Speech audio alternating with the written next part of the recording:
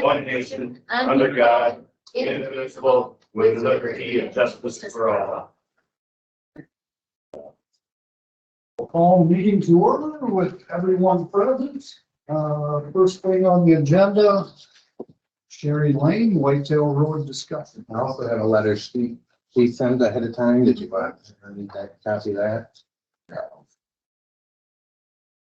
Come on up. Sit here. Well, I have a co-representative with me too, Mark Vanderlinden, so. Yeah, thank you. And I mean, if anyone the public wants the letter she sent or the email that O'Rourke sent, there's copies here. Thank you.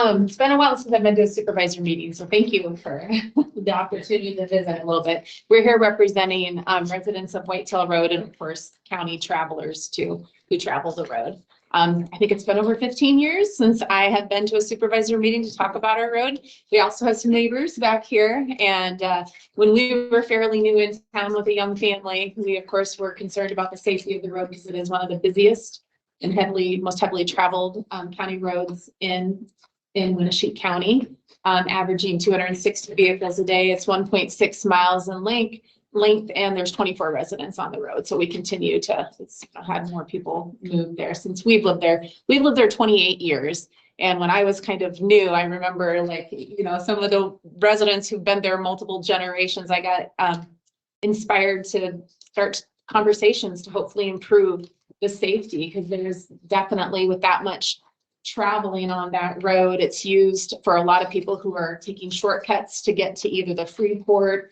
the Oneota Golf, coming from Waukon area to avoid some of the Highway 9, Montgomery, other really congested roads in the city and county.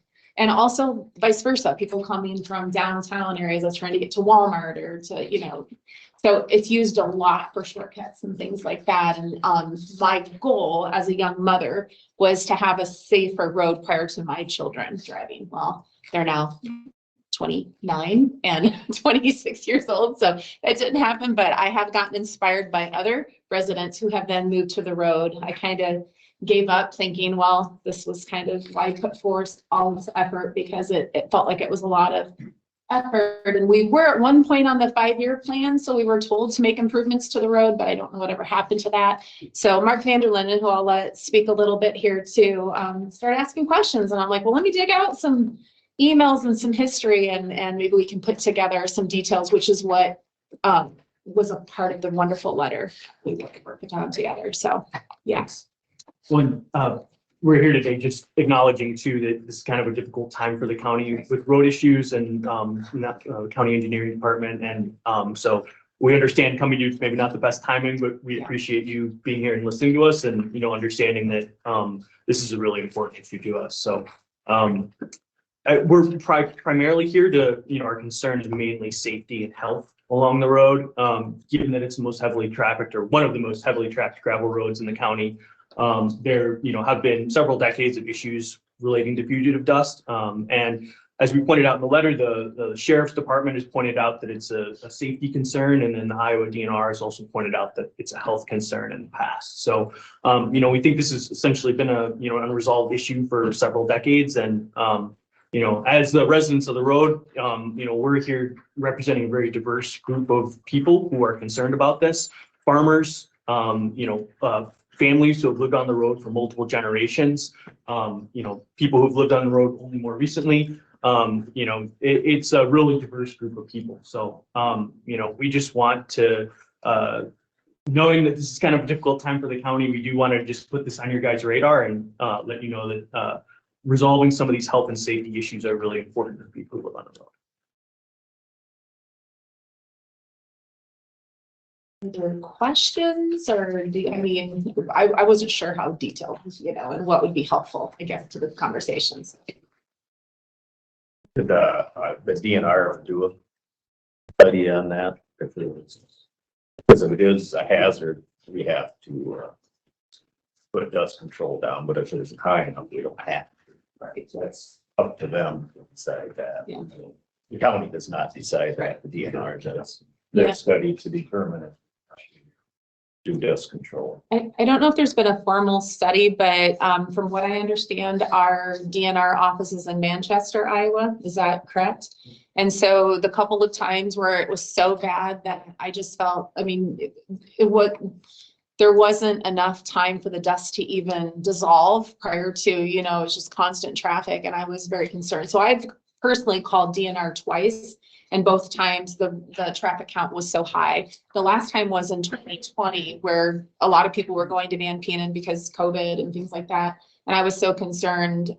Burning was working on a project up at Luther, so they were running trucks about every 30 minutes. And I actually have some video too that I think I shared back in 2020 to show there's just constant dust. And so they did come. That's the only time since we've lived there in 28 years that I've seen the water, the road watered because of dust control, one time in 28 years.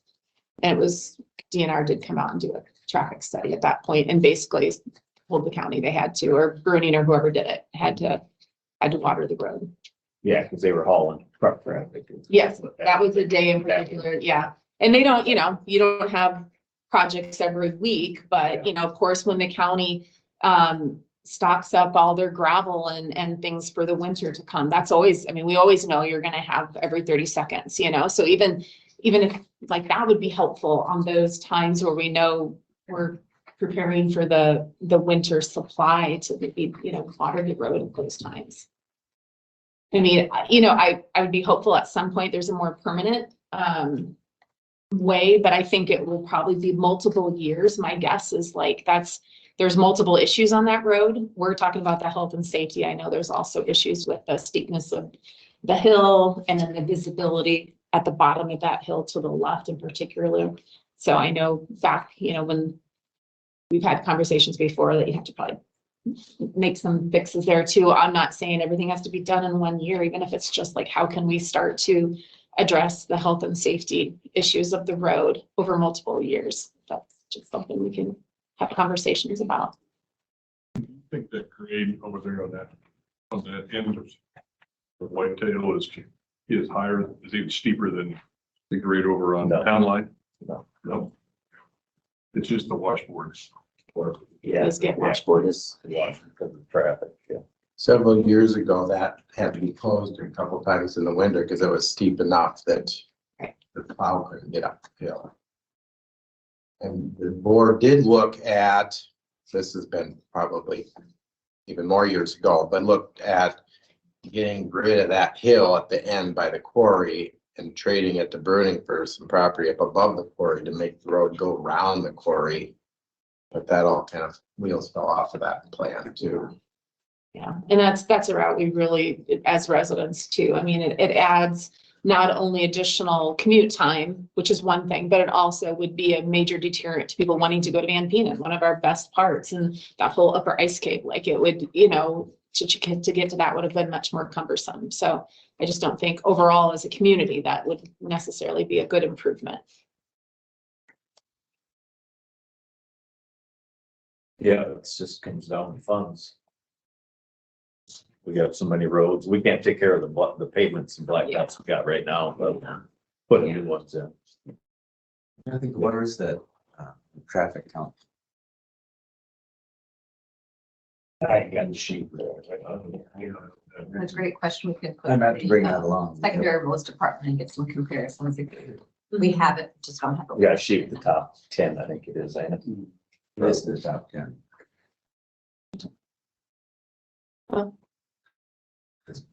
Do you appreciate? Comes down to funds, it's what it amounts to.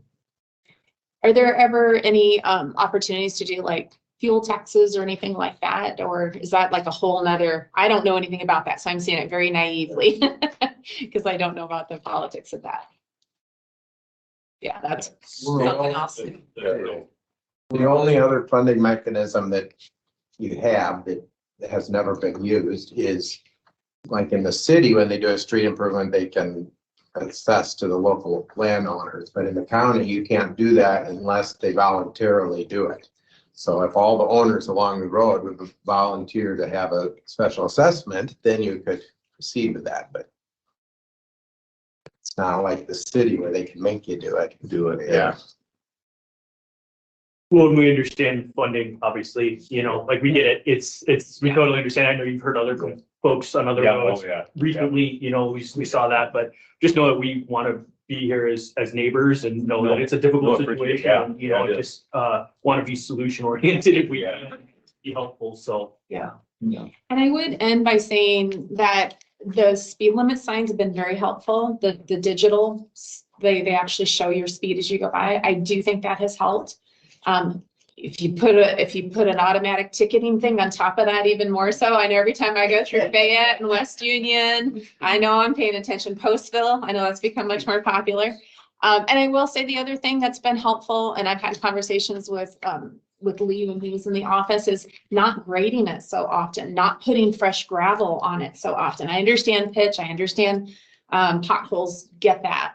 But there were times where I felt like there was so much, like every time after a rain, you know, here comes the grader, there's another fresh, you know, pile of gravel, but that just actually contributes more to, you know, the issue too. So that's been helpful. Just reducing the amount of grading and gravel has been helpful.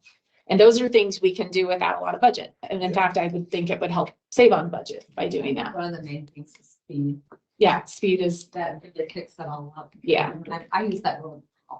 yeah, The proximity to where I live, yeah, and I've seen many people. Yeah. Going really fast. yeah, And that would help with dust control if people would just stay to 25. yeah. Oh, it makes a huge difference. Traffic cams. Yeah. You get the idea, you got the job. Hey, I don't know how to make that happen, but I think it's a great invention, so. Yeah, because you're right, speed The happens. popularity would definitely changed. I think Yeah, yeah. the county would benefit by having a portable one. All right. Well, I think that's about our time. thank you guys. Anything for else? coming in. Yeah, Appreciate okay, it. all right. I wish we could- Yeah, yeah, thank you. Just following up with the DNR, is that something you're gonna continue to do or try to get a new study or? I guess I would like to learn more, like to do an actual study. I didn't know that was a request. They have, the DNR has to tell us it's unhealthy. So then if it's unhealthy to their recommendations, then we have to put dust control down. Okay, it just, okay. we don't want to be constantly, you know. No, but Every week. you'll never know unless you. Yeah, sure. Yep. Yeah. Yep. Like a couple times a summer, but you know. Yeah. Yeah, they have to do the sampling and they have to do the That's the testing. testing, yeah. Yeah, one of the challenges with having an office that's not in our county is sometimes it takes them 4 or 5 days to get there too. I just from past, I know when I've called them, they try Yeah, to put out a representative and it's yeah. not always But something that's they can what- do yeah. right away. That would be an avenue to take. Yeah. Yeah. Well, certainly we can try to, talk with the rest of the residents too, and I'll be more vigilant about that. So. Yeah, that would be. Okay. Well, thank you. We're gonna head back. We both have meetings, other meetings.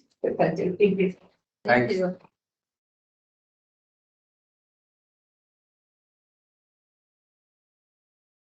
What do we have for consent agenda? I have the minutes and a couple of liquor licenses. Winneshiek Wildberry Winery and South Winneshiek Dolphin Country Club. I move to approve the consent agenda. Second. Motion and a second to approve the consent agenda. Is there any further discussion? If none, all those in favor, say aye. Aye. Opposed, same sign. Motion carries unanimously. Next on the agenda, 9:45, Jim Olson, Burr Sewer Pumps. Yeah, I'm Jim Olson, former treasurer. Kathy Christensen took over my job. She's up at Scoreland, and Larry's our operator. And what we need is 2 new grinder pumps, and we can't afford it right now. We're gonna ask the county to help buy those. Since we put in that mandated drain field, we had nothing but trouble. It's working good now, but there's a lot of bugs in it to start with. So we're having trouble. And we went from a bi-monthly billing to a quarterly billing, which is what most people do. And, we've changed our, rates 2 times in the last 3 years. And we're probably gonna have to do it again. Yeah, USDA said with $42 a month. It's not. Plus, we got a lot of expenses. And back, by the time I retired, we had about $22,000 worth of reimbursement from Allen or the USDA or whatever. And I decided not to take it, but towards the sewer project. And right now I know it was a poor choice. We should have got the reimbursement, but we didn't. We've never missed any payments. We got a big payment coming up in February. And the engineers also stuck another 75,000 we didn't know about on loan. So it's been a struggle and we'll get out of it. It just gonna take some time.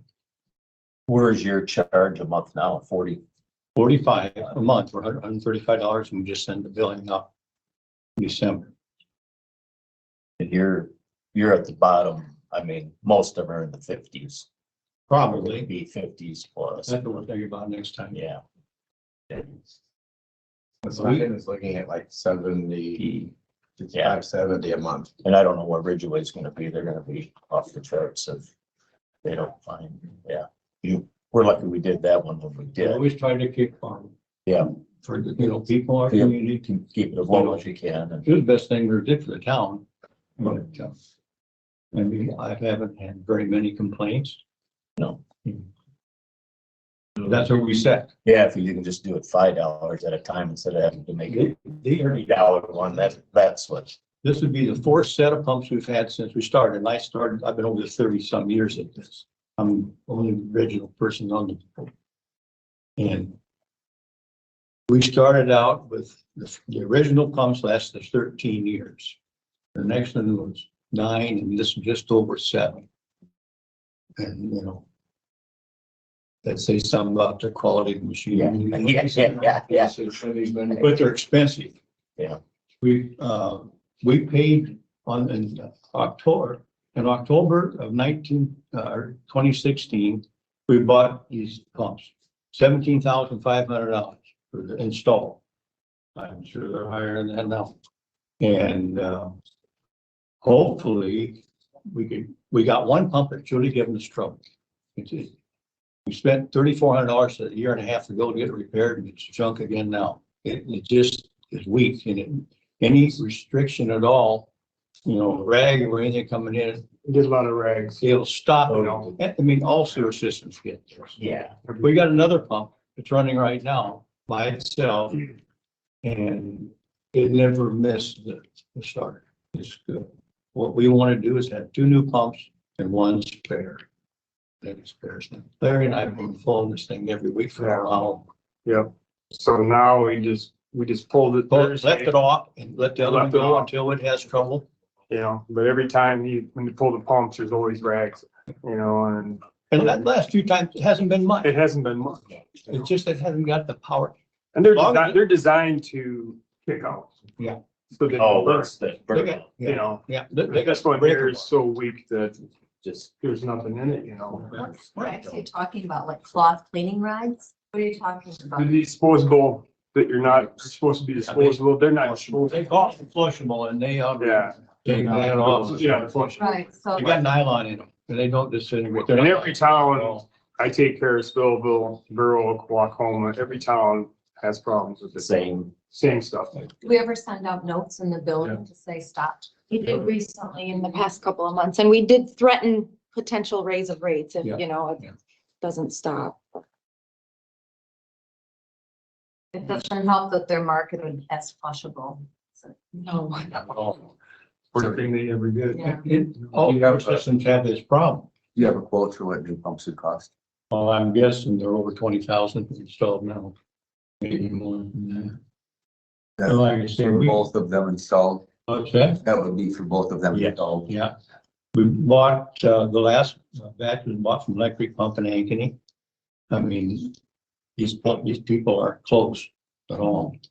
And, they give us good service, although when this thing quit on us last fall, When we sanded it in, it took us 4 months to get it back and it cost us $3,400. There's no sense putting any more money in this pump. No. The same one. Ashley, what kind of grants might be available? That's a good question. Off the top of my head, I'm not sure, especially at this amount. Feel like sometimes grants might have a threshold. We can do some looking into grants. The one that did jump to mind was the WTPAF. I know, like, is Festina doing that, but I'm not sure if this type of project would qualify for that. I don't know enough about that one. That's a newer water treatment one. I can't think of the Income one for the income incentive, Yes, income income based. assistance. I'm not sure. I know it helps to be disadvantaged status. I just don't know enough about it. Off the top of my head, I'm not sure if there could be possibility or not. Is your request for the board to buy these as just a cost for the board, or is it the request that the board buy them and you would pay it back over time? We should work that out. Because that might affect how they decide. We're in Corporate Village. Yeah. County owns the thing. Yeah. Does that stream help keeping that ahead of the pipe, ahead of the pumps, the grinders, or do we get so plugged that you can't keep your throughput going? On the screens that are ahead of We don't have. There's no screens in this system. we've got them in Spillville, yeah. We have that collection basket Yeah. that it dumps into. And this one doesn't have anything like No, that. the way the tank is designed, there's no way to put one in. Let's remodel it. There's nothing, And nothing, so putting the same thing back, you don't have an opportunity to be able to trap them. you'd have to Ahead of time. have somebody, go down in there and build it, construct it, somehow. And it's not really feasible the way it's set up. No, How deep is that pump? It's gotta be, I think it's like 14 feet, yeah. 18 feet, something like that. Not as bad as your other one. No, 37. No.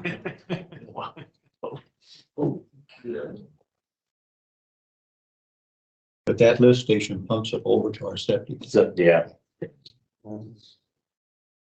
Like I said, the drain field is working good now, but That's been working really good. we had, they put in 3 sets of pumps. There was 4 pumps per set before they got the right thing. And they had to take the flow meters out of them, the little paddles. They were plastic and they were spinning the little steel bushing in there, brass bushing. And they were, and they quit, and they wouldn't go. So we had a lot of bugs going in there. The power panel in there, that's really more than we need. But we got trouble with that too. Yeah, it looked good when they first put it in, then It was engineering mistake. I Yeah. mean, they didn't It put was, enough power in those pumps. well, the pumps, We had them pumps before were by small. pump pumps. oh, Yeah. yeah. I mean, they're like a sump pump you put in your house. They- No. The ones that, They put in new pumps and then turned around and had to get another loan and put in new pumps again, like We ate those. We had to. yeah, 2 years later. Or within. They Then put they in finally- 3 sets before they they got finally it got right. big enough pumps in there Yeah. and they've been working good. Oh, yeah.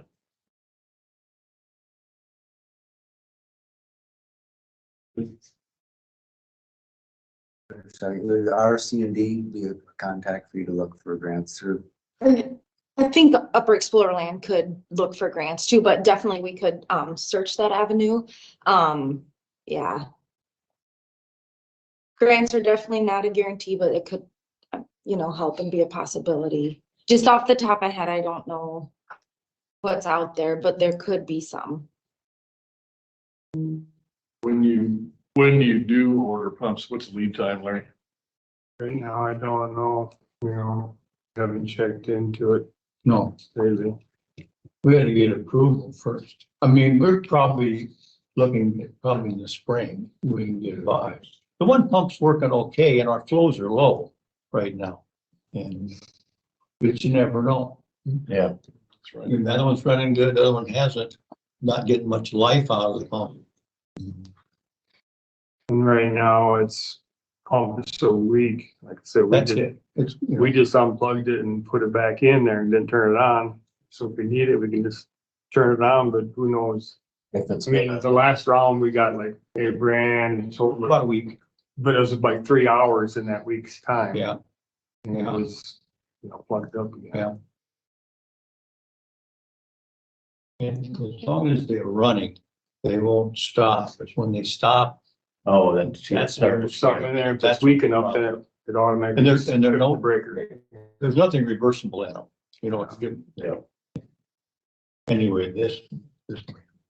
So what's the total you're thinking again for the two plus the reserve I'm guessing 20,000-25,000 myself. each? Closer, no. Together. All together for three, It was 17. but you want a reserve. We got one. We got one, We have the one we used for a spare, yeah. which we're gonna find out. Unless Last time they were 17,000, so 17,500. you need to have 50% on it to be safe, I would say. It's gonna be, take 25 would be. Do you think you could get us some firm numbers? I'd have to talk to the people, get a bid. I think that's probably. Yeah, give us a dollar amount. Find out what it, Yeah, Check out the grants and start thinking about the rates and what. Great, yeah. you think Tom at SEH is any benefit? What's that? Do you think Tom at SEH would be any benefit because they're gonna be working on the plant come spring? You can maybe make recommendations, but then you'll be paying him. Paying him to do it, yeah. Same with grants. I know there would be costs for grant writing. I don't know how strong of a grant project this would be considering the system is operating. It depending You on. don't have a big dollar amount, usually it's a dollar amounts there's where the grant. Yeah, only 74 users to raise the amount. JB Holland might be able to do an add-on and save, and maybe save money.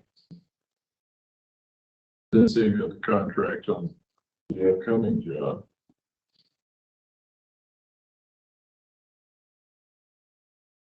Yeah, get some numbers and see what we got, yeah. $5, 74 times 12 is $4,400 a year. Yeah, So that doesn't. You'd have to replace it every 7 years, but yeah, $5 is It's just the gonna, worst one so far. yeah, But it's- yeah, $5 is just gonna keep you replacing the pump. Sure, but then if they go up, then 5 ain't gonna do it either. Unless you can get Burr to grow and. We've got a trailer court there. Yeah. People come and go. Yeah, And their owner is not really responsive for anything. We send our letters out, we're not putting any ranks down, so.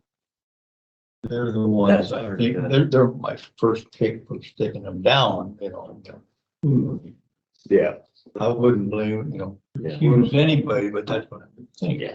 What about putting a trap in there with a screen at the junction of their service? It has to be, they have to clean if they look like they're maybe the culprit. Can you think of anything like that, Fred, that would work? You would have to, there's a manhole right there, but you'd have to devise something in a manhole, where, You'd almost have to put in a tank to this, let it settle down, and another catch tank to, holding tank to. Understand how you can measure where it's coming from. How do you know that it's, We don't know. We don't well, know. I think that's an assumption that we probably shouldn't. That's what I made. That was my thought first, because they come and go. It doesn't. Might not have sent this letter out to anyone. That's just my opinion. You've got 74 users, including that neighborhood. So letters could be direct mailed to the unit, right? Every unit in Burr. That's what we do. But then they should over better than go out again. Right. Yeah. Yeah, we just sent it out a couple months ago. That was our second one. Because I bet there's a large percentage of our population in every city that is doing this. I mean, it's a common problem. I went in Spillville, I went around to different places and I started talking. Yep. Pretty soon it slowed down, so I hit the right buttons, Yeah. but That's what it takes, the communication piece. But see, these pumps, they're not over 2 feet apart. And on the north side pump, never Yeah, quits. never And this quit. other one's always quitting. it just, So there's something wrong there. Yeah. We'll get some numbers. And you are, like I say, your monthly charges Low. compared to what all the unincorporated other And towns. I have no idea what their rates are. Yeah. I was going by what the USDA was telling us. We should, we could get, what all the different rates are, send the. There was an Iowa study that was just done, and I think, off the top of my head, I think the statewide average was about 30 something for sewer only.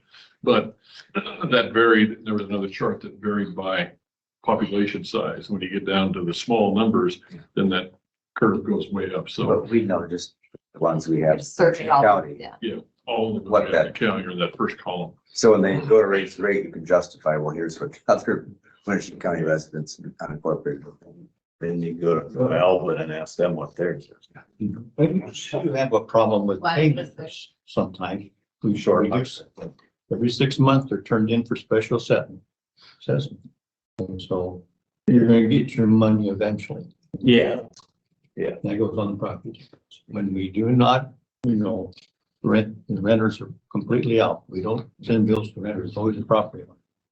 Done that since we started. Like say you're better off doing it in $5 increments, let's say, than not doing it at all for like 2 years and gotta come up with $20. It's, Yeah, and if that's. you do it $5, like That's every 6 months, $5. slowly ease into it instead of a swift kick, that's. Do those property owners that are in the, that are seasonal, do they get a monthly bill throughout the year? Yes, either maintenance or if they're using it all year, they get the full rate. Our maintenance is like 30%, Some of the like a smaller, month's rent. some of the smaller incorporated cities, we're not doing that, but they've implemented that because the fixed costs are still, Yeah. Still there. that still benefit the property whether somebody's there or not. People go away for the winter, whatever, they get the 30%. Bill. We've got one new house close to our lift station. It started out that way, but they're using it all the time, so they're getting the full rate. Because it's kind of like a B&B. Yeah, that one there. Yeah, no, get some numbers and, So you think you're willing then to help us out? oh yeah, we ain't gonna throw them in. the After we bus. see the Well, like I numbers. say, sure. Yeah, well, yeah, We're definitely not saying no. Yep. Yeah. So. Yeah, that's one thing about a sewer, you can't shut them down once you start. no, you gotta go. I don't care what the government says or anything, they're not gonna shut you down. That would The be, DNR is a big problem, but anyway. that'd be the problem putting screens on like the trailer park and it does plug up. I mean, it's multiple problems. yeah, you can't pinpoint that either. No, but, no. So that would not be a good solution. It's hard to say. Thank you. All right, thank you. You bet, thanks.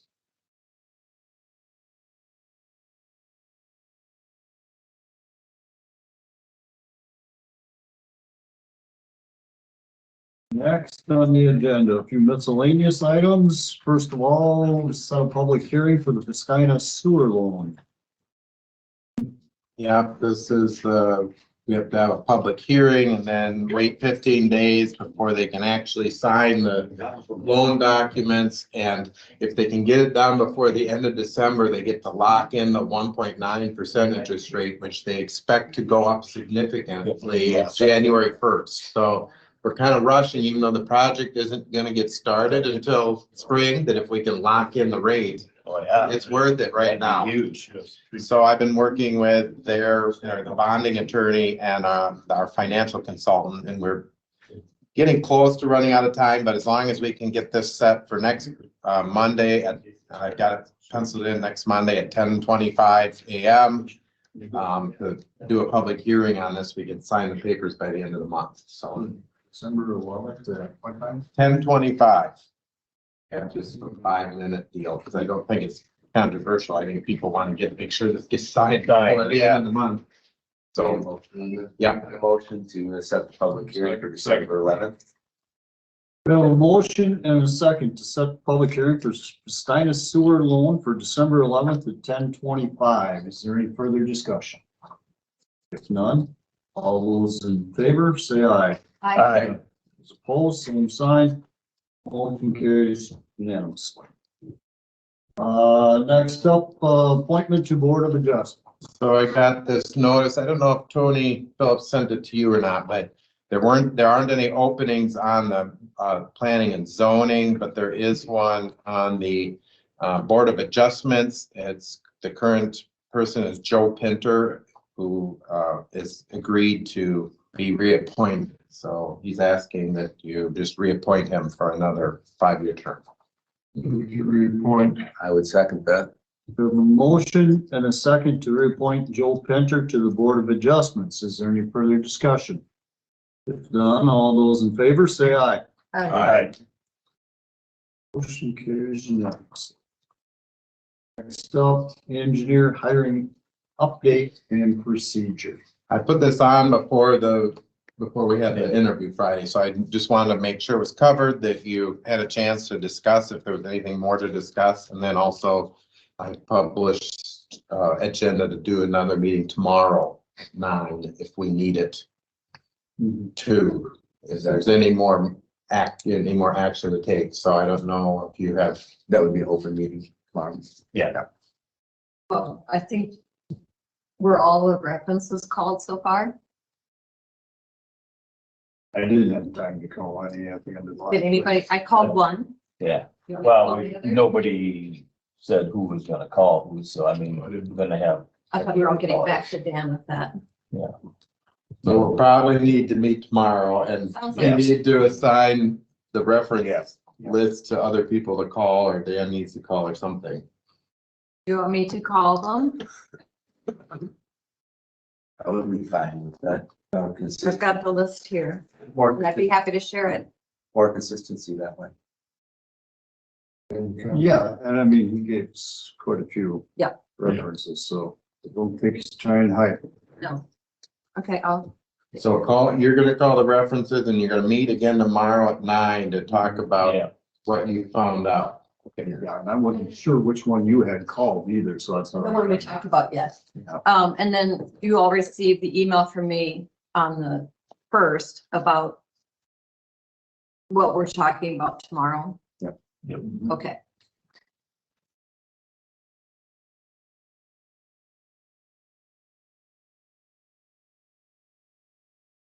Anybody have any committee reports? I have one, workforce development. It turns out that the audit of 20 and 21 by the Department of Labor uncovered some what they consider as unreimbursable expenses throughout the state of Iowa, of which the Northeast area region had a clawback of about 106,000, of which was negotiated down to about 60-some thousand. And what it turned out to be was a former director was not documenting their allocation of work on their timesheets as to whether it went to Title I, Title IV, or whatever. And so the feds disallowed the charges of that individual. That individual is gone, is not necessarily cooperating. There wasn't effective accountability during that period of time, which they have since put new procedures in place. And rather than each county coming up with their share based on population, which would have been an average of about 3,000 something per county, that was mitigated by removing it from current program dollars that are going to be how it'll affect, let's say, upper Iowa Works or whichever, as far as their total capacity. But none of the counties agreed that they were gonna take the bill to the board to be processed and paid. So they've got a severe slap on the wrist, and so they want each of the CEOs for each of the counties to sign the agreement that that's what they're going to do, is take it from the existing operating funds. And so I think the best thing we can do is just agree to that and let it move forward. There's enough bureaucracy there in that whole project that there shouldn't have been this kind of mistake, but they didn't. So will they be sending us that agreement? The agreement. Put on the Yeah, I agenda. should have it today. So I'll list it on an agenda for next week.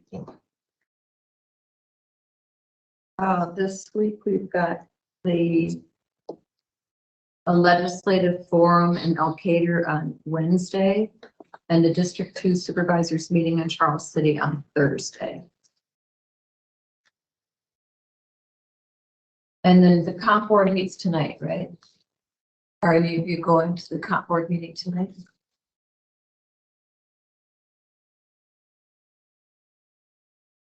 Elmer City Council tonight. I'll go and represent us as a board of supervisors. Is there anything you'd like me to share with the comp? What time is it tonight? 5 o'clock. City council meeting at 5. So I got a city, that one's 5:45. So Is there anything you'd like me to share from this team at 5 o'clock? Ask me for anything. Mark, you want to go too? That's fine. It's just, you've gone before, it's just where they meet and they recommend pay raises for elected officials. All right. Well, you two are going. I was gonna say, you can have more because it is posted as a public meeting. Yeah. Historic Commission is moving out of the office over here, I think tomorrow.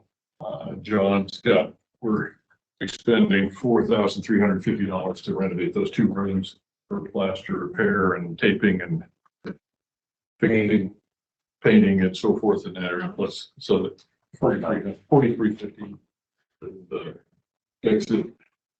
And that was the better bid that John got on that. And we got some loose plaster and some repairs that need to be made to make that into no sense moving into it with, And that all comes out of John's that all budget. comes out of John's budget. So that he'll probably start that at the end of the week. Then shampoo and carpets, and those 2 spaces will be available. Haven't heard any more on the shelving order for the upstairs for the other move piece, but that's pretty current. They moved out and set the storage underneath the stairs for the emergency management stuff that was still in that room. That's pretty much got everything cleaned out. So it's carpets and all should be fine with what's in there. I do think we need to paint. We need to consider a little more upgrade in there. That place has not been touched much in there at all. The hallway. The hallway needs to be brightened up and a fresh coat of paint down the hallway is pretty bleak. I think these are great uses of that space. It is. And then Thanks for working. then eventually we've got to start the lunchroom area on the far end. Desperately in need. So I think we just keep fighting off pieces of it. I think we'll be way ahead because that's good space. And it's not going to Yeah, building ain't going, I mean, they ain't going nowhere. that building will last as long as the courthouse does. County Social Services Wednesday. Things seem to be fine, just dealing with the realignment issues that are continuing to unfold, so.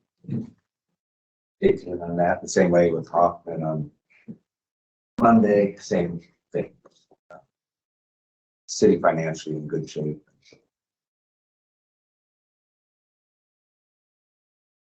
No complaints.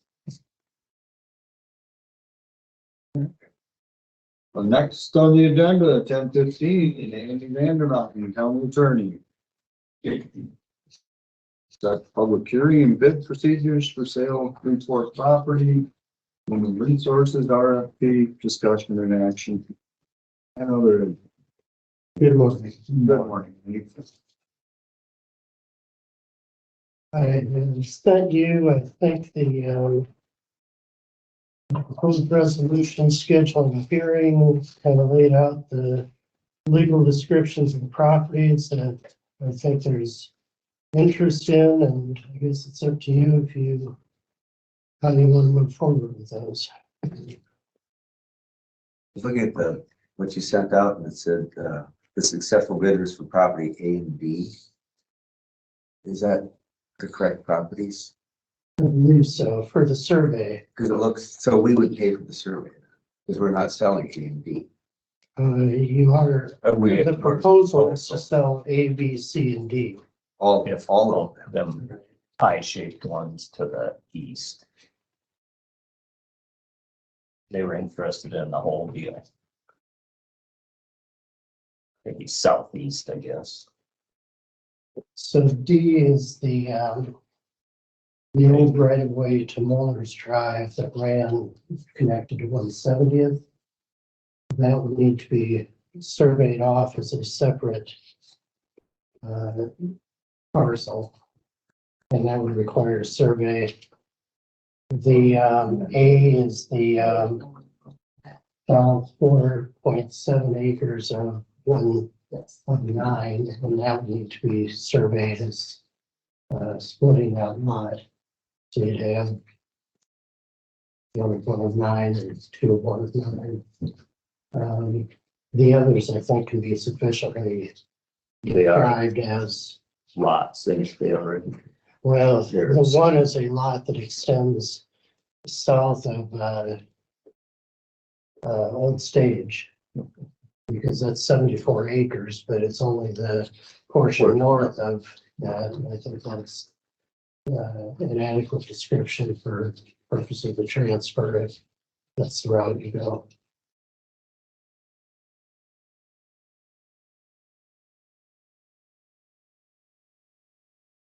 Yeah, I moved to set a public hearing.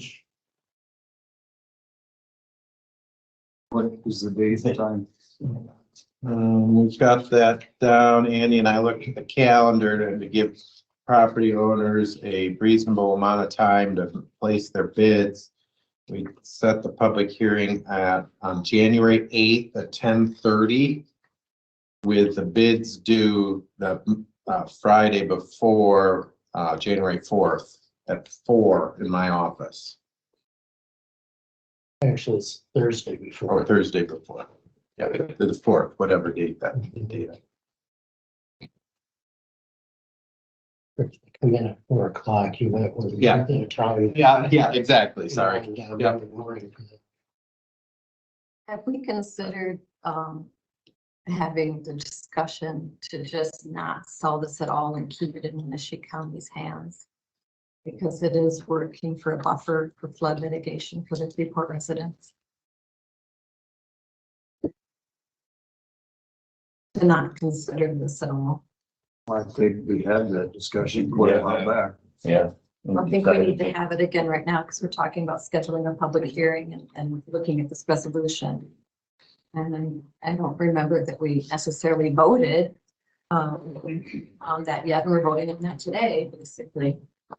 But, you know, the former board wanted to keep this in Winneshiek County's hands for long-term reasons, to be a good neighbor to the residents who experienced pretty severe flooding in 2016. And that's why it was put into deep-rooted prairie plants for flood mitigation purposes for the area. We have had discussed putting restrictions on not building and building and changing the integrity of the land there too. So I think that would be important, and I think it would be a compromise for everybody. If it's all, you put up a solar field if it's elevated, but no permanent structures. At one time, they wanted to buy it and put up a building, so and they could say no, but if they sold it, then the next person. So unless there's some clause in there for perpetuity, right now their intention is to put up a solar field there. It would be, in our judgment, best judgment to put some clause in there that it can only be some elevated structure that wouldn't restrict the flow of water. I think, in the conversation I had with Tony Phillips previously, my understanding was that the solar field would not, in the section that's primarily defined on the flood map, that would not be an issue because it's a elevated post situation, doesn't restrict flows. And that wouldn't be a problem.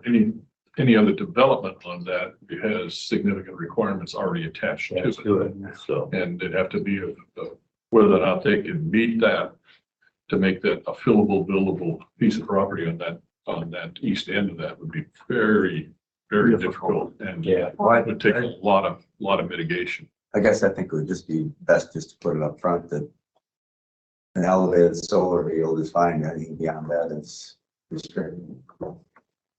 Or a similar structure. Yeah. You know, and That's we have an assessment of what the land values are out there, and we have a choice as to turning down bids. If it's not what we want it to be, then we don't have to sell it. does that create an ordinance problem with us, Andy, as far as if we require additional? It's You beyond can make where it more restrictive than your ordinance, you can't make it less. it's- So we could put a lifetime deed restriction on the sale of this property that says solar panel fields with prairie plantings under it for flood mitigation and buffer for the life of the land. We can do that on the floodplain portion of it. I don't know that we can't make it more less. I don't know that we can do it on the lower portion that isn't within the floodplain. I think we can. Do it again, it would be more restrictive than less, so. He said we could. Yeah, I wouldn't do that. I wouldn't do that personally. Well, I right just- now it's zoned an M2 piece of property, which means it could be a rendering plant, it could be adult entertainment plant or business. It could be a junkyard, it could be petroleum storage, it could be any number of things under the M2 zoning. And if we let go of this land to the highest bidder right now, we are letting go of control of this very valuable buffer zone for our neighbors in Freeport. And that concerns me for long-term planning. we could do what we did with Volker and Hans puts restrictions the same When you do, if they apply. for if they the zone. apply for a zoning. And there was 5 clauses in on the M2, we restricted them out. But if you restrict it and whoever the highest bidder is buys it, and we don't have any deed restriction on here to keep it as a buffer zone in some way, shape or form, they can put a building on there or a parking lot. And that drastically changes the flood patterns and water flow through that neighborhood. We've already got, Can't build let that. me finish. Can't build in that flood. We've already got 8 letters from neighbors saying, please don't sell this land. And it does matter. They experienced the severe flooding. 3 homes were condemned. 1 child had to be rescued off a mattress floating in a bedroom near the ceiling. Her mom almost drowned in the sheets. These people deal with flooding and floor to floor. In a basement. There are a lot of basements lost too. There are new foundations out there. The former board said no, and to put this into a buffer zone for a reason. And I think that it was a wise choice for the future of Freeport and the residents who live right next to this on 2 sides and across the street on a 3rd. I think long-term wise, we should keep it in the county's possession and keep that as a buffer zone for flooding. Do we do that with all of the flood prone properties within the county and manage them the same way? No. So can we show favor in this case and not in others and don't do the other? Where does that put us, Andy? You have this one in front of you. I don't know that you've addressed it with the others. I mean, past boards have actually bought 4 or 5 parcels to remove residences from the floodplain. So, yeah, there has been some history of that. In the floodplain, yeah. And the floodplain that's drawn on our beacon does not necessarily reflect the reality of where waters go. The water in 2016 flood in Freeport reached the 846 foot above sea level line, which does not line up with our floodplain line in our mapping on the beacon mapping. So the reality here is they do flood more. It is a flood area. And why would we let go of the control of that to the highest bidder? Because we don't know who the highest bidder would be. We have no idea. And if we don't put any deed restrictions on this, then in the future, it could be anything under M2. We lose all control over that piece. And I don't think the residents of Freeport, well, 8 of them don't want development there. We don't know, no, most of Freeport doesn't even know we're talking about this today. And yes, they can come to a public hearing, but if you pass a resolution today that doesn't have any deed restrictions in it, it's done. It's a done deal. I guess I would go back from the initiation of this, we had concern over that, and this is what this particular entity wants to do with it, but they might not be the highest bidder. So if we don't put some restriction on there, then it's wide open for somebody to take choices what they want to do with that piece of land. So if we're intent on selling it, certainly, I think it's in our best interest to be considerate of Freeport and the original intent of what the previous board said. I mean, that it's certainly not gonna hurt us. People don't want to pay with the biggest, people don't want to pay what the land is worth. Could still go in. And the solar field can still go in if that's. If we want to address the water issue, we got to address the water before it gets to Freeport. So if you're, yes, you do. Major flooding. Yes, you do. You put water retentions in above and beyond where it starts. I mean, if you want to help address that issue, just like we did on that road, the Rothmeyer and Emby, you address the water before it gets down that far. So if we really want to do something, you gotta go address the water issues before they get down there. If you get down to the base of something, it's that you gotta address it before it gets there. Let's back up a little bit. One of the parties interested in this that started this conversation in the first place, the intent was to put in a solar field. So if we put a deed restriction on this that says solar fields, prairie plantings under it, there shouldn't be a problem. There shouldn't be a problem. They still could do what they want to do. It's a great compromise. They are still able to do what they want to do if they're the highest bidder with that deed restriction on. On the properties that are in flood control, you know, if that, you take that eastern edge, this triangular that they're talking about, I don't have a problem with that. But the other developable land was put in there as part of the business park and with the intention of it being a business park. So I don't have I do have a problem. I mean, of it being, that's what it's out as an intention of a business. restrictive on. Oh. the I mean, we're not going against prior board because that's what it was put there at. We did not make that decision. The board before us put it in prairie plantings for a buffer zone for flooding. That's not an M2 use.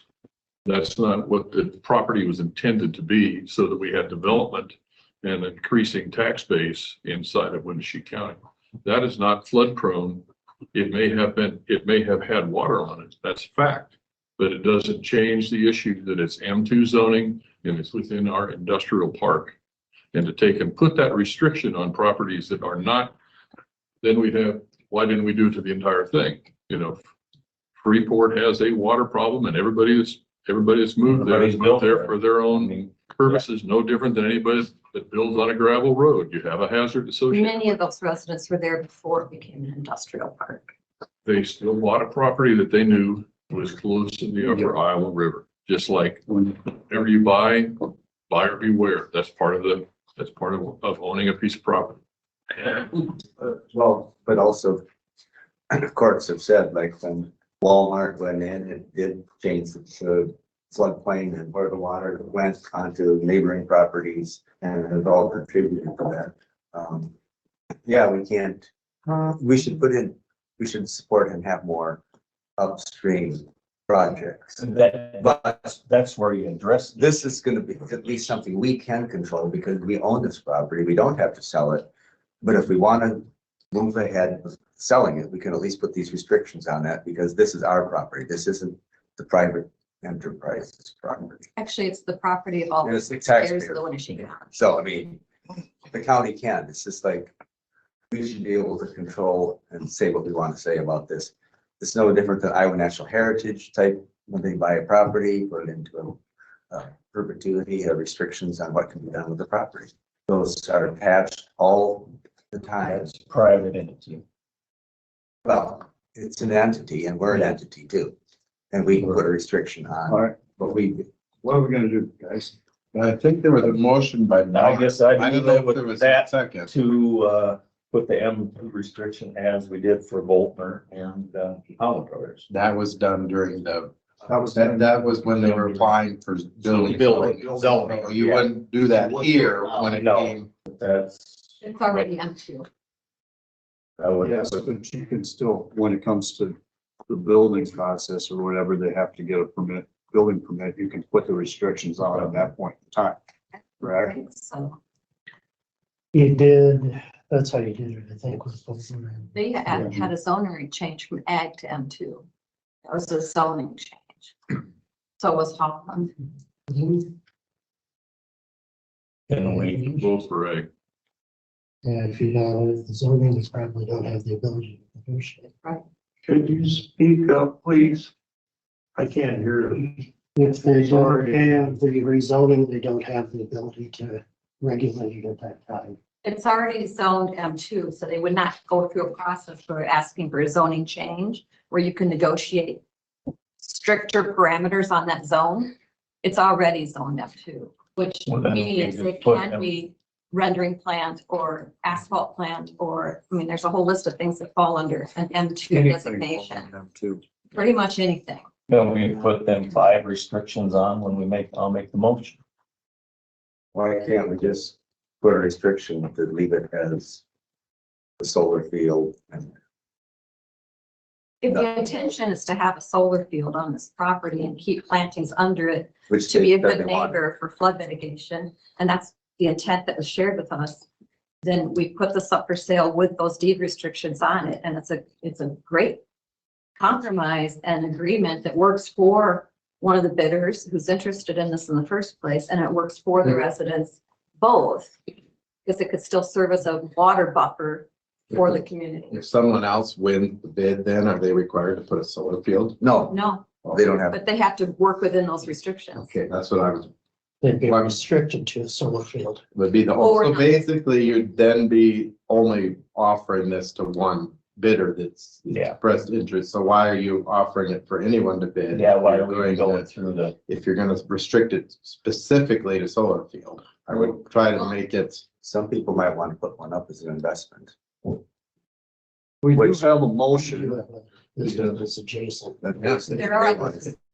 Yeah, and so I wondered if rather than The county saying, itself could put up a solar We field. could- rather than saying solar field, maybe you need to say something like, Raised. like Steve said, a raised development that wouldn't restrict water flow, rather than saying specifically solar field, because then it seems like you're favoring one bidder versus the others. And point of clarification, my understanding of the original request was they would like to have 4.7 acres for that field. And that was what they were talking about. If the county didn't want to split that, then they would take and make an effort to take care, buy the other portion of it also. But they weren't necessarily looking for the whole parcel. They were looking for where they were going to put that. Because if they didn't have that, they can't lease it. It has to be owned. Yes. For the solar field. yeah, So right now, we're simply selling the front half of that No, parcel. that wasn't, we have a whole parcel there that we're having to split off. And we're offering all of that land for sale. Parcel A is the 4.7 acres. And then that includes that triangular piece on the end. And then south of that is B, C, and D. So you aren't selling that northern part, which is 5 No. acres or No. whatever. It's about 6.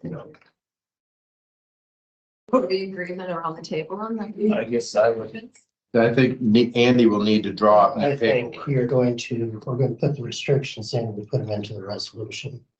So if you're in agreement to do that, let me redraw the resolution and take it up next week to schedule a hearing.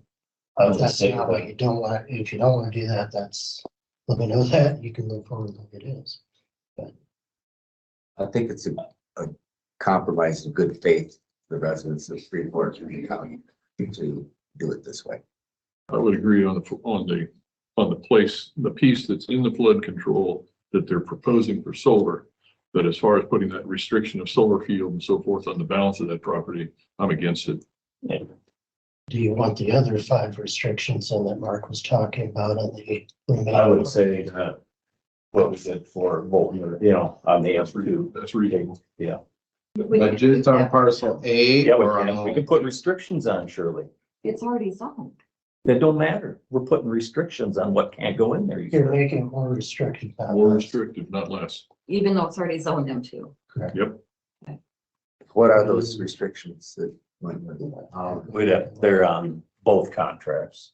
It's the rendering plant, it's a landfill, it's the adult thing. I don't know what the other ones. so you want those restrictions on all 4 parcels? Is petroleum storage part of that? No. Yeah. No, Just on A, you can put a A fuel barrel there. solar restriction. okay. For the parcels would be, But do you want it to be solar or do you want it to say a what Steve said? I think call it what it is, it's a solar I'll restriction. read the M2, what can be in it. Everything allowed in A2 or M1, and in addition, bulk storage of petroleum products, cement, hydrated lime, gypsum, and other similar materials manufacturing, fat rendering, fertilizer, or glue manufacture, garbage, offal, or dead animal reduction, refining or wholesale storage of petroleum or its products, salvage yards and or junkyards, slaughterhouses, hide trading or tannery, building fabrication, including manufactured homes, ready-mix concrete plants and asphalt paving mixture plants, adult entertainment businesses, and other similar uses. There was 5 of them we've taken out. Last clause. I think most of them should be taken out of the clause because it's in close enough to the floodplain or stream that. That's why it's in now. There is a stream there that's dry because of the drought right now, but it has had trout in it in the past, and U.S. Fish and Wildlife and DNR both are aware of that. And that's one of the reasons they liked it in the buffer zone right now, to maintain that. That's still in the floodplain. That's not gonna. So are we setting this public hearing with those restrictions added? I second it. I think, I think you want to wait till next week to schedule the hearing, so you've got the restrictions. Restriction and then the resolution. Are we agreeing on a deed restriction to have elevated? Anything that goes in there needs to be an elevated, like a solar field that does not obstruct the flow of water through that area, and it keeps the native species planted as a buffer zone, as a sponge for flooding. No, Just. in the flood prone area that's designated on the map, I would agree with that. Otherwise, I don't. Okay, so you're talking parcel A. Parcel A. All right, so I've got down to put that in for parcel A, and I've got the other 5 restrictions to put in on B through D. Yes. and A or not, probably doesn't matter if Doesn't he's matter to me, restricted. It's gonna be more restricted than less. Is there a way to pull this beacon map up on these screens so we can all see it together? I think we've all seen, Well, the community that's here hasn't seen what we're talking about, well, they have the opportunity to go on Beacon and look at it. not before we make this vote on these restrictions. We aren't doing any today. We're not doing it. Then, You know, make it a public hearing. So you have On plenty of time to call another 100 Okay. people. Human Resources RFP. So you're withdrawing your motion. Yeah. Next week. So on part A, or A is what's the restrictions on that? It has to include Take care of those. the triangular piece on the upper end has to be included with that. Because that one falls, that one's all colored in blue. On our floodplain map, little shows on section A, but in the flooding of 2016, the reality was the water was way beyond what our flood measure is on our mapping of beach. I'm just trying to deal with the reality of that right now and what they experienced in Freeport. Somebody can set up, if somebody is building a building in there and they know that, they can set their own foundation elevation and avoid that real easy. And it displaces Raise it. water But it from also- road and around into the It also neighborhood. displaces the water. It's, Too, it's an industrial park. It's been there for how long? All right. So you understand what they're saying. Okay. Okay. I didn't know if I, we need to clarify. Passed, but we can move forward with better. I'm not understanding the motion right now. Where are we at? There's no motion. There's no There's no You motion. rescinded it. What are we directing Andy to put into this new resolution? My understanding is that parcel A will have a restriction for basically solar field elevated with the native plantings left in place. The whole Parcel. Just A. I know, but that whole Part of parcel of it. A, 4.7 acres. That's the only one that you're gonna be addressing. I don't think. we're- In here. The lower section down below, is only a strip on the side of it where the creek goes through, the dry creek goes through. And that's what separates between the recycling and that other property. But only the part in section A that's in the floodplain. Correct, that's my understanding. And So then 4.7 acres would be restricted basically to elevated solar. B, C, and D would have the 5 restrictions that Boulder and Holland had as far as M2 is concerned. And that would be, these would be perpetual on land. I think D, B, and C, if we read through what's allowable under M2 again, I bet we should be restricting it even more than what we are saying right now. Do we want bulk storage of petroleum products on D, B, or C? Do we have that's restricted? Do we want it restricted for cement, hydrated lime, or gypsum manufacturing? Do we want a restriction on fat rendering or fertilizer? That's one of them, that's the restriction. Okay. Do we want a restriction on dead animal That's reduction? one's restriction. Okay. I just want to make sure we're clear on what we're saying we're restricting on those 3 parcels. Which is why Andy doesn't recommend making an action today, because you want to see him in writing next week. Right, but I want to know what we're asking to put in. And Right. I'm sure you will send that out to us. Yeah. Andy. Send it out this week. Do we want a restriction on salvage or junkyard? That one that's in there too. Okay. Do we want a restriction on slaughterhouse? That's in there. Do we want a restriction on hide trading or tannery? Well, I think the Slaughterhouse. slaughterhouse and that. Trade. Do we want, There's 5 of them that were. You have it right. do we want a restriction on asphalt? Oh, yeah, there is one right next door. Do we want restriction on asphalt? There's one of them right next door. Asphalt No, production? The high tent, the slaughterhouse is right next door. to There's it. one there. Do we want a restriction on the asphalt mean- plant? Because those are really. They got that one, I mean, I'm just, Right now, all that property is set for those purposes. That's what we're discussing. and there's already been, a lot of that's already been built on them properties. But that we're discussing it right now to give him direction on what should be. It's the 5 we took off of Holland Brothers and Bolters. Because what I'm trying to say right now is we know those 5 maybe, but the people in this room don't know those 5. And we need to be clear on what directive we're giving Andy to put in this new resolution. We are the 5 that's in the clause on them. Is asphalt paving one of the 5? Asphalt factory. A plant, an asphalt plant, because anybody that's been near one and worked near one knows it fills the entire neighborhood with that smell. Are we I don't putting, think it would be feasible to put an asphalt plant in the middle of a flood now. Well, there is one. Used to be one. Brunings had the asphalt plant, the pit down there. and adult entertainment is one of the 5. Yeah. So 1, are we saying asphalt is included? I would like to see bulk petroleum storage prohibited. For the safety of the neighborhood. You can put a propane tank in there and it wouldn't make any difference. Well, it's 5 that would. Yes. Go with the 5 that goes in so far, Andy. That's where I'm at.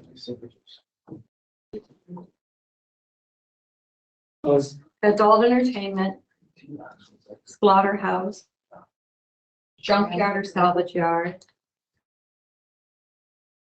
garbage, offal, or dead animal reduction, fat rendering. Are we allowing bulk storage of petroleum products? They already have restrictions as to containment plus. Are we allowing, Flood ain't gonna, they gotta be contained anyway. are we allowing asphalt? There ain't enough property there to put an asphalt So then plant let's up. go ahead and put it in this list. So there'd be 6. I'm fine with the 5. Point of order, Chairman. Is there a motion on the table? No, No, there is no motion. it was rescinded. All right, so you have the directions you need, all right, Andy? I believe so. All right, Thank you. we're way behind here. From HR, Sent that out to the 2 of you. look fine. Any additions, changes, anything else? I didn't see anything. She did all mine already. So it's All good. right. Did you pass them on to the others? No. Why don't we do that? And next Monday, if you wanted to go out, approve it and send out. I could send it out to everybody, but I want to make sure that it got vetted before, so. All right. Have anything else for us, Andy? I was gonna ask if you wanted to stick around till 10:45 for your closed session, but since it's there already, I might just stay. I'm gonna- Could you- For the public. I don't know if that meant it to be like that or not. I'll pass them back. Mark. It's missing, oh,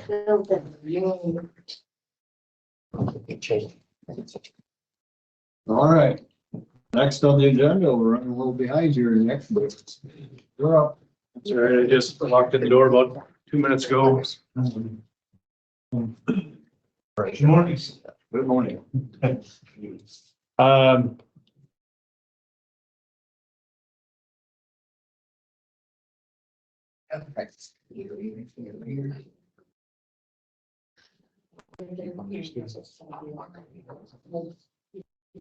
So wanted to have a conversation with you about the 2080 agreement that we're gonna need to have in place with the city of Spillville for the paving project.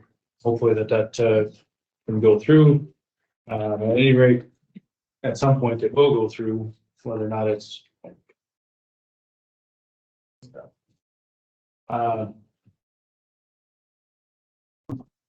so ultimately, anytime you're going in town, you need to have an agreement with that other entity as far as who's going to be doing what. And so staff has got a set of preliminary plans and an estimate here. So if you look at this document here, that is the total there is $486,613.41 is where we are estimating this at. In the city of Spillville. Correct. This is just inside the city of Spillville. This does not include the project that the city has going on their own, which I believe is a water main project. So this does not include any of that. This is stuff that's going to be in our paving project. We have a 2080 agreement with the city of Spillville already. Regarding just general maintenance and who's responsible for what cost in there. That agreement, if I remember correctly, states that it's responsible for pretty much everything in there. However, I believe Winneshiek County in the past has chosen to pay for the center 22 feet. And to back this up, this is because Spillville is a town less than 500 in population. So we get money transferred to us from the state, and then we send it back to the city, I believe in this 2080 agreement that we have with the city. So ultimately with this paving project, we have to come up with an agreement with the city as to who's going to fund what. Now, this entire project will get funded initially by the county. And whatever we're asking the city to pay back, they would have to then cut us a check. Whether you ask them to pay it back immediately. In my experience in Howard County, I've had scenarios where I had a project go through a town and they paid me back as soon as the project was completed. We've also given them a 0% loan for up to 10 years on different scenarios. So you guys have that option. That's one of the questions that I'll want to know before we go to the city of Spillville to ask them that. This project also, so then this document here shows, I also have the information for the other two segments, each direction of Spillville, but if you concentrate on the middle line, I've got that $486,000 amount there, but then we do have $240,000 worth of federal funding that's going to be applied to this project. So this larger estimate of the 486, the city's total would be $314,662.27 if we went with that 22-foot amount. The county would be responsible for the 22-foot of the center of the road. And then the county would be responsible for that 171,000. So the county's amount of that 486 is about 35%.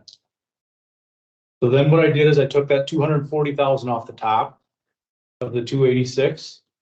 486, excuse me. And then multiplied that remaining amount by 35%. I think it's actually 35.5%. So then that would amount to the county paying for 87,547.76. And the city would be responsible for $159,065.65. So that's us paying for the center. Is that something that you guys are agreeable to if I take this to the city of Spillville? Number one. And then number two, we need to know if you're willing to give them a loan or if you want them to pay it off immediately. And if you want to allow them a loan, you want to do 0% and how much length of time do you want to give them? What do they generally do, Ben? Or how do you? We haven't owned one of these for quite a while, so, but I think we have allowed 0% or no interest charge loans. I don't think we've ever done a 10-year. But I think 5 years or 3 to 5 have been common. What did we just do in Kelman? We didn't have anything, We had that one stretch there was. we didn't loan them anything. If there was, oh, you mean on the golf course road? We didn't charge this. I don't think we charged the city for a portion of that because they weren't. We just did this at 22 center portion, so. Okay. Right? I mean, I don't think we did. I thought there was something. And if we did, I don't think we loaned them money because I don't remember a repayment schedule. So they maybe just paid whatever their portion was. I thought there was a part they had. Did they do the curb and gutter? I'm not remembering. I can look at it there if you want. Yeah. If you want. I'm pretty certain we didn't loan them money on that. Yeah. Now, I think I do remember, Keith, right? Yeah. Coming and saying that they were gonna pay their share. Yeah. I think it was the curb and gutter was. We can find out pretty quickly through the records. On that, That can be yeah, in because the of office. the industrial that they put in there. Yeah, it wouldn't take me very long. Well, that one we didn't loan them, but I think there was one back several years where we did. And I know when we were talking with Ridgeway about that road by the body shop, when we were gonna go do that before it was part of this W14 project where we offered to loan the money and they could pay us back over time, but they didn't think they were even gonna have the money over time. So that's why the road didn't get Never done. happened. Yeah, And now we're gonna do it. I guess. And actually, speaking of bullet, we probably have to have a conversation with them too. I was only thinking of Spillville because it's a major project through there, but I'm guessing that this paving project is going into the city limits of Ridgeway and Fort, so we will need to have the same conversation with them. So however you do it, it'll be lower dollar amounts, obviously, but we'll need to be consistent on all of them. I imagine all of them are less than 500 in population. Or, Yeah. I think that Ridgeway, that cutoff is 400 and some thousand. So. Can we table this decision till we find out? and yeah, I'll look into. Is that okay with everybody on the table? This bill will have the funds. Every one of these cities is almost to the same place that the conversation you had with Burr or you would have with Festina is they're all pressed to the wall and we don't want them to. Definitely gonna be. Ridgeway is, So there. Ridgeway is, That's. Ridgeway, they're all, when they went through, when Spillville went through its budget for this year, they were going through and eliminating $200 here and $500 there out of line items to be able to make their budget look good. Is it, than those. So that's typical of all. I think Washington's probably in the same boat. yes. Is it possible that with your meeting tonight, that you could just bring it up and see what kind of time frame Yeah, you that would? was tomorrow night, but I will, yeah, I'll bring that up at the Tuesday meeting. And I'll also. Give us a big frame. Yeah, So I'll give us be an idea. attending the next week, I'll be attending Ridgeway, so I'll bring up the same thing there. Where are we getting the money? We paid for out of the FM account. So there's federal funds that you're getting for this project out of all three segments, but then the remainder of that balance we paid for out of the FM account is how it's set up right now. Are we borrowing money right now from any entity? No, but you did have to transfer money from the general fund into the FM account to be able to even get this project to go forward. Because our FM account didn't have enough money. So it's everybody in the county is paid for it. Everybody in the county goes through the middle of all those little towns. And all of this is depending, hiring an engineer and getting the bids let in time to get on the construction schedule for next year. So these prices may change if we don't get into the right construction schedule. And to that point, all of this needs to be decided no matter what, whether it's something that's gonna happen this summer or the following summer. So if we get the 2080 agreements in place now, it's gonna be fine for, even if it's a year later that we're worried about this.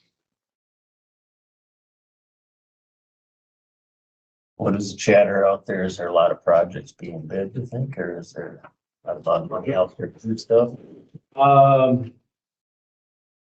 Well, I guess I don't know for sure for the rest of the counties. In Howard County, I've got a bridge that I let last week, a bridge in the December letting. I've got a 9.5 mile job that'll be identical to this, where it's a cold in place recycling with asphalt in the February letting. And then in the March letting, I have a seal coat project. But I don't know as far But as it's other, there's statewide, out whether or not there. asphalt is. If there's a lot or if they're looking for work, I don't know. So, So we'll put that off to next week. yeah. Do a little more Get research.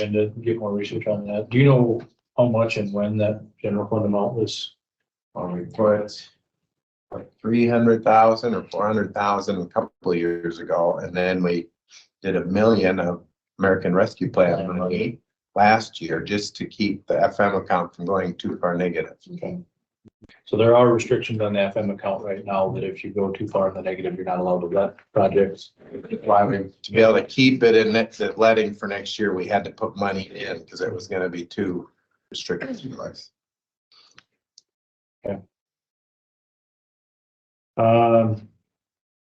Then as far as maintenance and updates, all the blades are out right now working in the protected areas. Where we get a lot of vegetation cover, not allowing the roads to, snow to melt on that. The guys are out cutting brush. One thing that, was made aware of as well is those new trucks that we got, they actually have to go back down to Don's because we found out here last week that the toe of the front plow is touching the wing when they're both down. So that is, obviously not something that needs to be touching. So it's going to be sent down to Don's for that to be reworked. So, But I mean, you think the stumps when you cut in the winter time, or is it do any good? yeah, I mean, it depends on, there's a method to the madness as to how to treat it, but yeah, if you don't treat it, it's just gonna come back. Yeah, well, I was just wondering if we are treating it. I believe so, but I don't know how much that's it, but I believe that's part of the plan, yeah. They should be spot treated. Yeah. The dormant. Working on. Yeah, that's. I'm not as knowledgeable on that as others are, I guess, but I believe, I mean, that's. The guys in Howard County that we, informed me that that's what we need to be doing. I have guys that are trained in that, in spraying, and they still spray on everything, so. Could you let us know? I guess. Yeah, I'm 99.9% sure we're Friday, but I can let you know. Yeah.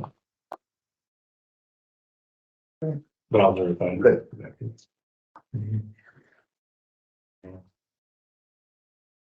Thank you, Nick.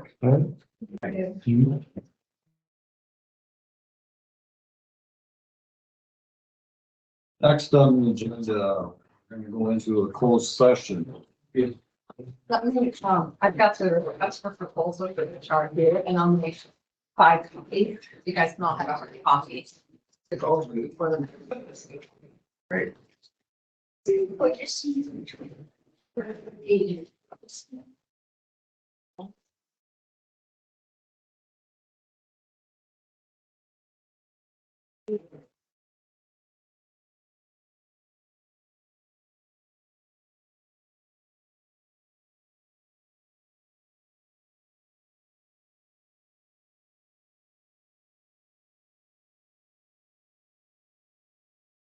They're under my computer, Ben, the signs.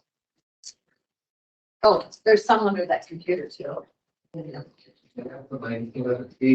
Yep, they do. There they are.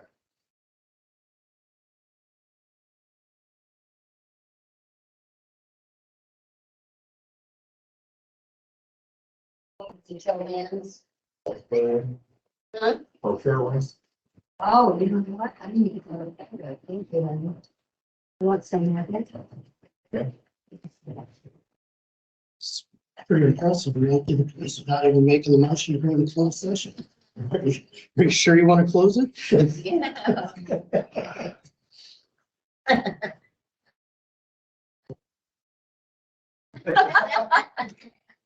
Perfect timing. Are both restrooms being used to this?